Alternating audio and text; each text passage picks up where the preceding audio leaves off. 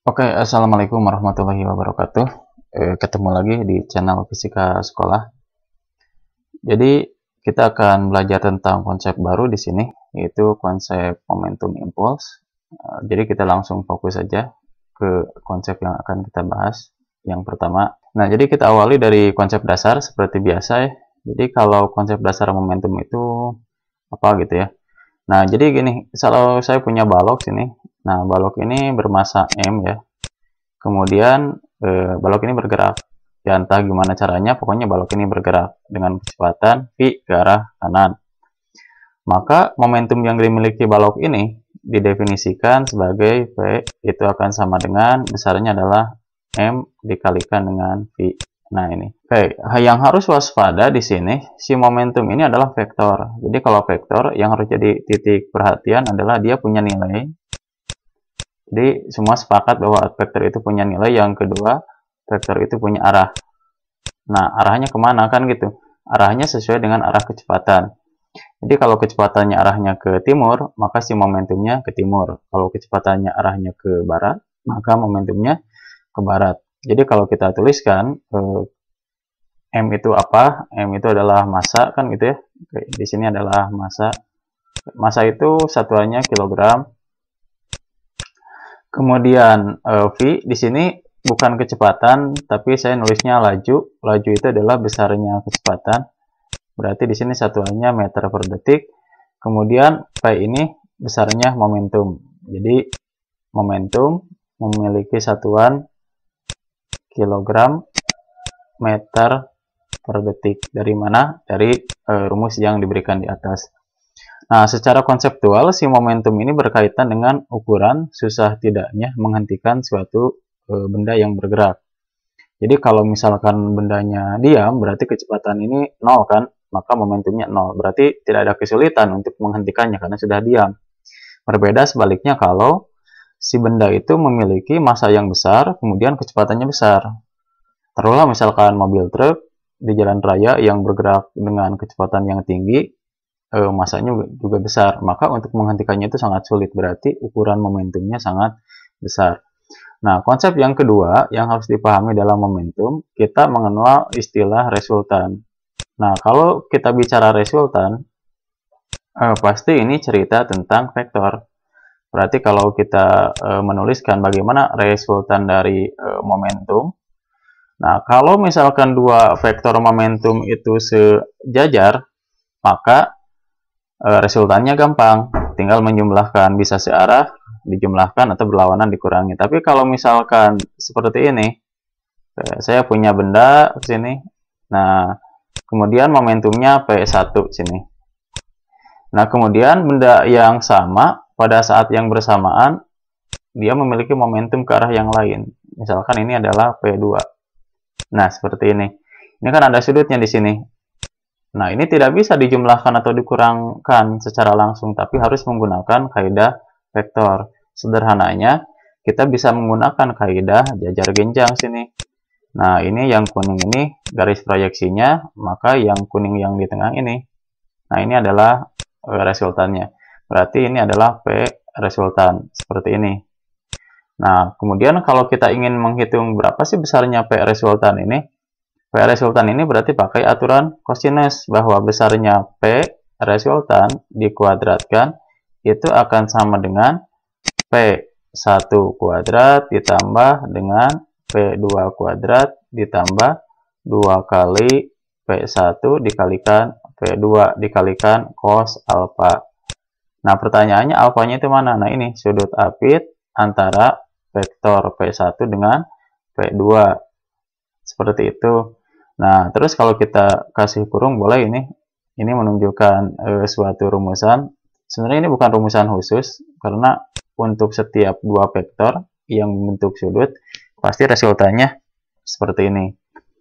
Nah, kemudian kalau kita tuliskan apa saja di sini, berarti yang pentingnya adalah di sini PR berarti ya. PR itu ini adalah resultan momentum. Nah, kemudian P1 dan P2 itu momentum dan alfa ya di sini alfa itu adalah sudut apit ya, di sini sudut apit gitu. P1 dan P2. Nah, itu saja ya. Jadi konsepnya sangat sederhana. Nah, bagaimana mengaplikasikan konsep ini ke soal? Nah, kita lihat ya. Saya bacakan contoh 1, sebuah mobil sedan bermassa setengah ton, misalkan ya, bergerak dengan besar kecepatan 72 km per jam. Tentukan besar momentum mobil tersebut. Nah, berarti yang harus kita jawab di sini, maka boleh dituliskan dulu yang diketahuinya. Kalau masih pemula ya, berarti kita tuliskan saja dulu M di sini adalah setengah ton. Setengah ton berarti 1 ton itu berapa kilogram? 1000 kan ya. Berarti ini adalah setengah dikalikan 10 pangkat 3. Atau kita akan mendapatkan di sini adalah 500 kg. Kemudian V ini besarnya atau laju 72 km 72 km per jam. Nah, ini akan sama dengan 72 dikalikan 1000 kan gitu ya, dibagi dengan 3600. Nah, kita akan mendapatkan di sini sangat sederhana 20 meter per detik. Berarti kalau kita ingin menjawab berapa besar momentumnya, tinggal P itu akan sama dengan M dikalikan dengan V. Maka P-nya sendiri adalah masanya berapa? Kayak masanya adalah 500 kg dikalikan dengan 20. Nah, berarti dapatnya 10.000 ya. Ini atau 10 pangkat 4. Satuannya apa? Kilogram meter per detik. Nah, jadi kita cukup menggunakan persamaan si momentum yang apa ini? Ini ya, yang P sama dengan apa? M kali P. Nah, jadi sangat sederhana. Yang kedua, oke, sini contoh 2, benda A bermassa 2 kg bergerak ke sumbu X positif dengan kecepatan 3 meter per detik. Saat yang bersamaan benda B 4 kg bergerak ke arah sumbu Y positif sehingga menumbuk A. Tentukan resultan momentum tersebut. Ini juga soal sederhana ya. Jawab. Nah, gambarnya biar gampang dibuat dulu ya. Jadi kalau saya punya di sini benda, ini benda A berarti ya. Maka dia akan memiliki momentum A awalnya ke sini. Nah, berapa besar momentum A ini ya? M kali MA PA kan ya. Nah, kemudian yang B di sini. Nah, si B ini berarti dia punya momentum arahnya ke atas ke sumbu Y di sini. Ke sini sumbu Y berarti ini momentum B. Jadi kalau digambarkan kan gini. Ini sumbu X positif sini. Nah, yang ini adalah sumbu Y positif. Kayak gitu. Nah, karena waktunya itu bareng, berarti dia akan mengalami tumbukan di sini. Nah, yang ditanya itu adalah berapa resultannya. Nah, saya pindahkan. Maka resultannya itu yang ke atas saat bertumbukan, berarti ini akan muncul PB kan gitu. Nah, yang ke kanan, dia akan muncul PA. Nah, berarti ini sudutnya berapa? 90, tegak lurus. Nah, berarti kalau kita tuliskan di sini alfa nilainya adalah 90 derajat. Akibatnya apa? Akibatnya nilai dari cos 90 itu nilainya 0. Nah, berarti faktor cosnya tidak usah dimasukkan dalam perhitungan. Maka kalau saya ingin menghitung berapa sih momentum A, berarti ini PA kan gitu ya. Ini massa A dikalikan VA. Berarti kalau kita hitung massa A-nya berapa? Di sini 2 dikalikan 3. Berapa 2 dikalikan 3? 6. Betul ya. 6 kg meter per detik. Oke, yang kedua PB. Berapa PB nilainya? Ini tinggal MB dikalikan PB. Berapa nilainya? Di sini 4 berarti ya. Dikalikan 2. Nah, ini gampang juga. 8. Betul ya. Ini kilogram meter per detik. Oke, jadi yang ditanyakan adalah berapa resultan momentumnya. Berarti tinggal P resultan adalah PA kuadrat ditambah dengan PB kuadrat. Kenapa tidak ada cosnya? Nah, karena cosnya nilainya 0. Berarti tinggal P resultan itu akan sama dengan, supaya hilang kuadratnya berarti yang di kanan harus diakarkan. Ini matematik sebenarnya. Kuadrat ditambah berapa? 8 kuadrat. Kita goras, pasangan 6, 8 pasti 10 kg meter per detik kuadrat. Nah, ini ketahuan ada di sini. Kalau tegak lurus itu tidak sama dengan dijumlah, kan kalau dijumlah berarti momentumnya harusnya berapa? 14 kan? Kalau dikurangi juga harusnya berapa? 2. Di sini malah yang muncul adalah 10. Oke, kita lanjutkan lagi ke konsep selanjutnya, yaitu tentang hukum kekekalan momentum. Hukum kekekalan momentum itu sederhananya begini. Kalau saya lihat ya kasusnya, kalau saya punya benda di sini. Benda ini awalnya dalam keadaan diam sini. Nah, berarti kalau benda diam, maka momentum awalnya itu akan sama dengan 0. Kemudian, tiba-tiba si benda ini pecah ya. Pecah menjadi dua bagian. Bagian pertama seperti ini. Ini bagian pertama, kemudian bagian kedua misalkan dari benda seperti ini. Nah, kalau pecah kan dia punya kecepatan. Nah, kecepatannya itu ini misalkan di sini. Ini kita sebut V1, berarti dia akan memiliki momentum P1 dan ini adalah P2. Berarti dia akan memiliki momentum sebesar P2. Nah, yang awalnya 0 di sini momentumnya, maka setelah pecah pun jumlah kedua momentum ini harus sama dengan jumlah awal, yaitu 0. Nah, itulah yang namanya hukum kekekalan momentum. Atau kasus yang sering kita lihat dalam kehidupan sehari-hari, misalkan begini. Nah, di sini ada perahu ya, kemudian di atas air yang sedang diam. Nah, kemudian di sini ada seorang anak, misalkan begini. Nah, ini anak ya, diam, sama-sama diam, berarti dia momentum awalnya 0 kan gitu ya. Nah, kemudian si anak ini melempar batu ke sini. Oke. Nah, berarti apa yang terjadi? Nah, yang terjadi ketika dia melempar batu, maka si perahu dengan anak ini akan bergerak. Bergeraknya kemana? Berarti ke belakang. Kenapa ke belakang? Maka dia harus mengimbangi momentum awalnya. Momentum awalnya 0, maka setelah melempar batu, jumlah momentum akhir juga harus sama dengan 0. Nah, itulah namanya konsep hukum kekekalan momentum. Jadi, konsep hukum kekekalan momentum itu seperti ini. Momentum awal sebuah sistem itu pasti akan sama dengan momentum akhir. Totalnya ya. Jadi ini totalnya yang namanya momentum itu selalu begini. Momentum awal sama dengan momentum akhir ini akan terjadi tidak dalam semua keadaan, tapi ada syarat yang harus dipenuhi. Nah, syarat yang harus dipenuhinya apa? Syarat yang harus dipenuhinya adalah sigma F yang bekerja pada sistem itu harus sama dengan 0. Apa artinya? Artinya tidak boleh ada gaya luar. Jadi tidak di sini ya, tidak boleh ada gaya luar. Nah, begini. Atau kalau kita tuliskan dalam bentuk yang sering kita temui, misalkan kalau momentum awalnya ada 2, maka kita bisa menuliskannya begini. P1 ditambah dengan P2, ini adalah momentum awal. Itu harus sama dengan momentum akhirnya, berarti P1 aksen ditambah dengan P2 aksen. Atau kalau kita tuliskan di sini, M1 dikalikan V1 ditambah dengan M2 dikalikan V2, maka akan sama dengan M1 V1 aksen ditambah dengan M2 V2 aksen. Nah, yang aksen ini adalah keadaan akhir, yang tidak pakai aksen ini adalah keadaan awal. Nah, ini adalah bentuk matematik dari hukum kekekalan momentum. Kalau secara konseptual, hukum kekekalan momentum itu sederhana, bahwa yang namanya momentum awal itu harus sama dengan momentum akhir.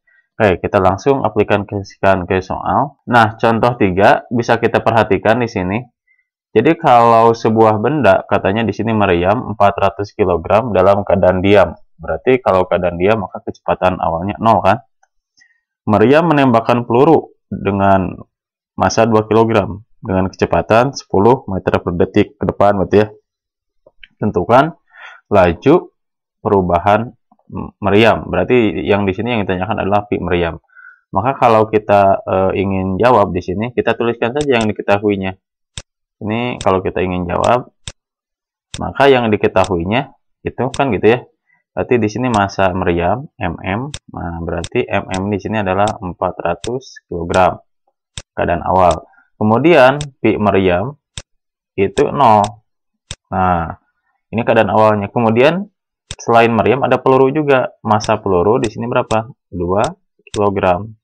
Kecepatan peluru awal, nah ini sebelum ditembakkan dia juga 0.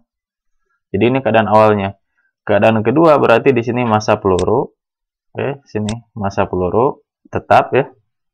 Berarti berapa massa pelurunya di sini? 2 kg.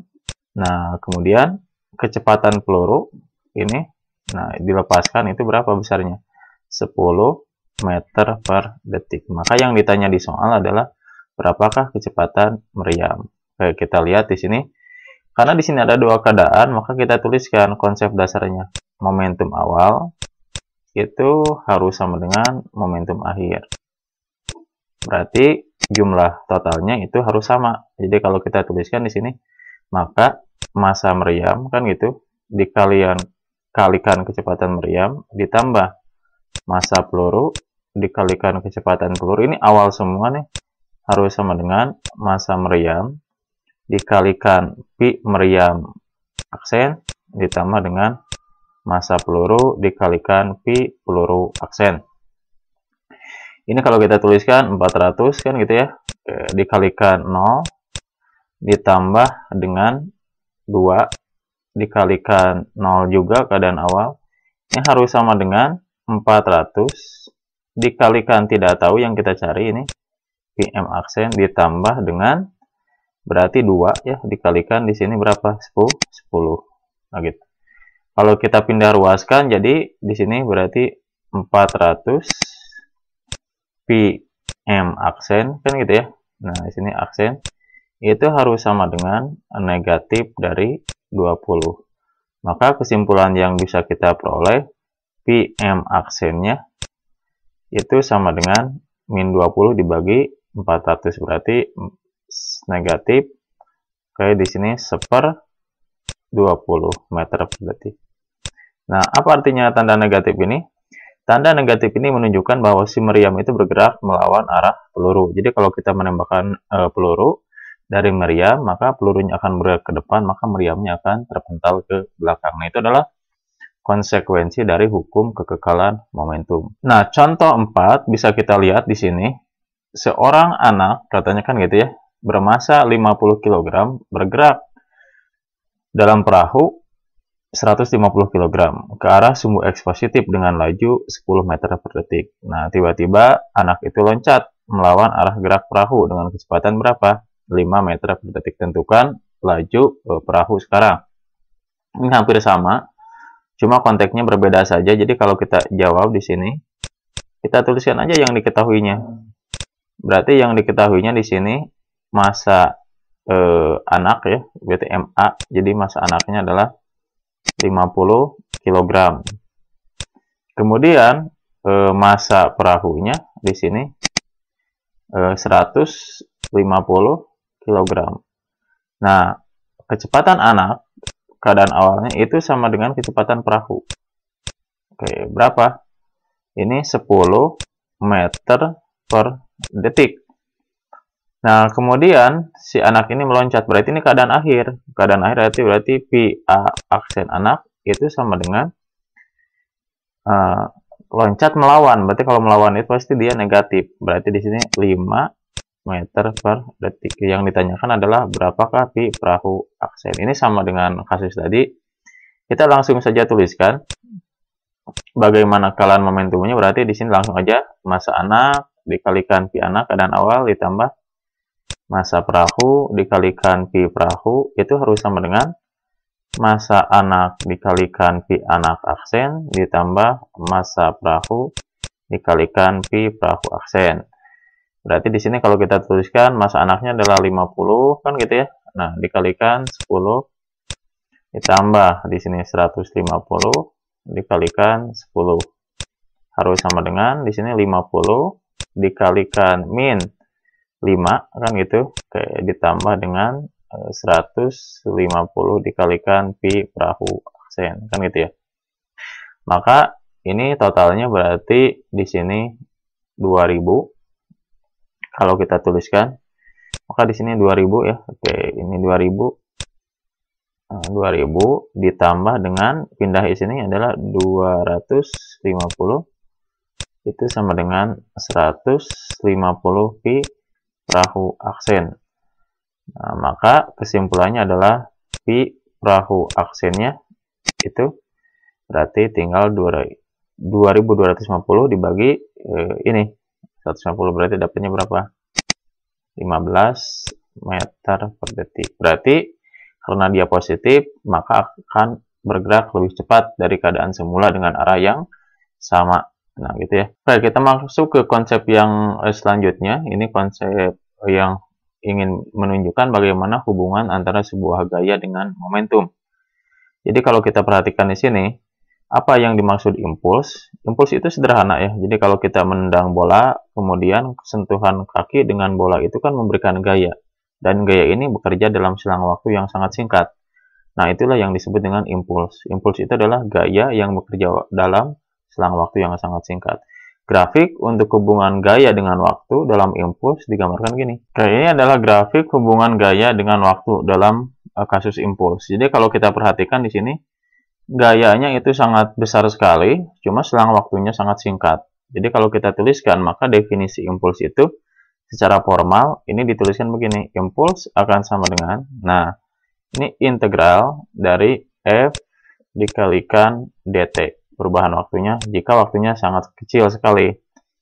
Maka kalau ingin memasukkan gaya rata-rata, besarnya impuls itu akan seperti ini. I akan sama dengan, nah ini adalah F rata-rata dikalikan dengan delta. Ini untuk perubahan dalam selang waktu yang sangat besar. Jadi ini adalah impuls ya. Nah, kalau dari grafik, impuls itu gimana? Nah, untuk mencari impuls dari grafik sederhana.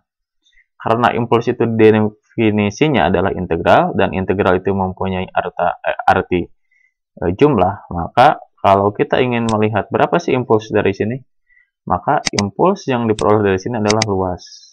Luas kurva yang dibatasi oleh F dengan T.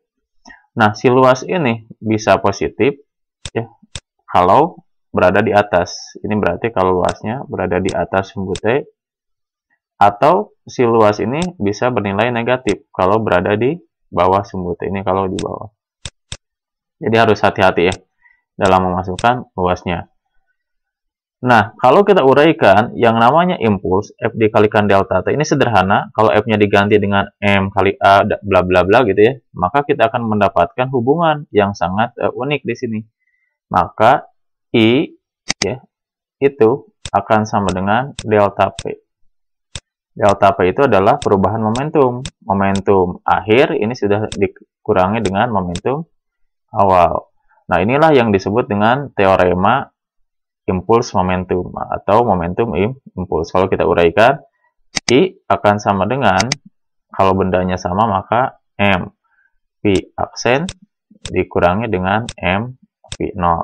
Nah, di sini ini yang sering digunakan dalam proses tumbukan biasanya, karena dalam setiap tumbukan itu pasti berlaku hubungan teorema momentum impuls, bahwa impuls itu selain bisa dicari dengan F dikalikan delta T, impuls juga bisa dicari dengan apa? Dengan perubahan momentum. Jadi kalau kita tuliskan di sini, I-nya adalah impuls. Nah, impuls ini mempunyai satuannya adalah Newton detik, kan gitu ya. Kemudian si F-nya sendiri adalah gaya. Oke, ini sudah sangat umum. Gaya itu punya satuan Newton. Nah, kemudian delta T ya. Delta T itu adalah selang waktu. Selang waktu itu berarti ya perubahan waktu ya. Berarti ini selang waktu berarti biasanya dalam detik. Nah, kalau ini tidak saya tuliskan, V aksen itu adalah kecepatan akhir, V0 adalah kecepatan awal. Nah, ini adalah konsep momentum impuls. Oke, kita lanjut ke soalnya. Contoh 5 ya, di sini bisa diperhatikan di sini. Sebuah mobil 500 kg menabrak pohon dengan gaya rata-rata 50 kN dalam selang waktu 0,01 detik. Tentukan impuls yang diberikan oleh mobil pada pohon. Jawab, ini sangat dasar sekali. Berarti kita tuliskan di sini. Maka massa mobilnya, oke, di sini massa mobilnya tidak akan dipakai. Ini di sini 500 kg. Kemudian kita tuliskan lagi F rata-rata ya. Berarti ini F rata-rata. Berapa F rata-ratanya? 50 K Newton. Ingat ya, kilo kalau mau diubah berarti 50 kilo itu 10 pangkat 3 Newton. Nah, gitu. Kemudian di sini delta T-nya adalah 0,01 detik atau bahasa sederhananya adalah 1/100 detik. Yang ditanyakan berapakah impulsnya? Oke, ini sangat sederhana, berarti impuls akan sama dengan, di sini gaya rata-ratanya sudah ada, di sini F dikalikan dengan delta T, kan gitu ya. Maka F-nya akan sama dengan berapa di sini? 50 dikalikan 10 pangkat 3, kan gitu. Dikalikan delta T-nya, ini saya ubah 10 pangkat min 2. Berarti satuannya adalah Newton second. Maka impulsnya akan sama dengan, ini kan sisanya berapa? Impulsnya adalah 500 Newton second. Nah, bagaimana dengan apa namanya? Kecepatan akhirnya. Nah, di sini tidak bisa dihitung kecepatan akhir mobil berapa saat menumbuk pohon. Kenapa? Karena kecepatan awalnya dia tidak diketahui. Oke. Kita lanjut ke contoh yang berbeda. Bola tenis, kan gitu ya, bermasa 100 gram menumbuk dinding. Kemudian mental kembali dengan laju berapa? 10 meter per detik. Nah, jika waktu bola mengenai dinding 1 sekon, maka tentukan gaya rata-rata yang dirasakan oleh dinding. Berarti kalau kita jawab, nah, boleh dituliskan yang diketahuinya atau boleh digambar. Oke, jadi kalau digambar gimana? Kan gitu ya. Nah, kasusnya gini misalkan. Ini ada bola sini. Berarti dia mempunyai kecepatan di sini 10 sini. Ke kanan taruhlah gini ya. Oke. Kemudian si bola ini kan terus bergerak ke sini, konstan. Nah, di sini misalkan ada penghalang. Penghalang itu bisa tembok dan lain-lain sini. Nah, kemudian si bola ini mental dengan laju yang sama. Nah, tapi arahnya berbeda. Berarti harus ditandai berbeda di sini. Ini kecepatan akhirnya adalah min 10 meter per detik. Gitu. Nah, yang ditanyakan adalah jika delta T, delta T-nya sudah tahu dari soal 1 sekon, dan massa bendanya adalah 100 gram. Ini saya ubah berarti 0,1 kilogram. Maka yang ditanya di soal itu adalah berapa gaya rata-ratanya. Ini kita tinggal menggunakan impuls saja. Impuls akan sama dengan apa? F dikalikan delta T. Tentunya di sini adalah F rata-rata, kan gitu ya. Maka kalau kita uraikan, yang namanya impuls adalah apa? Momentum akhir dikurangi momentum awal. Itu harus sama dengan apa? F dikalikan dengan delta T. Nah, di sini momentum akhirnya berarti kita tinggal masukkan di sini masanya berapa? 0,1. Karena masanya sama, saya keluarkan 0,1-nya dikeluarkan. V aksen ini kan V aksen ini nih. Min 10 dikurangi 10. Nah, gini, harus sama dengan F-nya yang dicari, F rata-ratanya dikalikan dengan delta T ya, sini. Oke. Berarti kalau kita hitung di sini, ini 20 dikalikan 0,1, jadi min 2 itu akan sama dengan F yang dicari dikalikan 1, kan gitu. Maka F-nya adalah min 2 Newton. Nah, ini adalah gaya yang dirasakan oleh dinding. Jadi gaya yang dirasakan oleh dinding itu berarti arahnya kemana? Ke kiri. Nah, makanya dia nilainya adalah negatif 2 Newton. Oke, selanjutnya nomor 7 ya, kita lihat di sini. Nah, ini masih sama teorema impuls momentum. Sebuah benda bermasa 1 kg bergerak dengan kecepatan berapa? 10 meter per detik ke arah sumbu X positif pada saat T-nya 0 detik. Berarti di sini kan 0 detik sudah punya kecepatan 10. Yang ditanya adalah tentukan kecepatan benda saat 6 detik. Berarti saat di sini.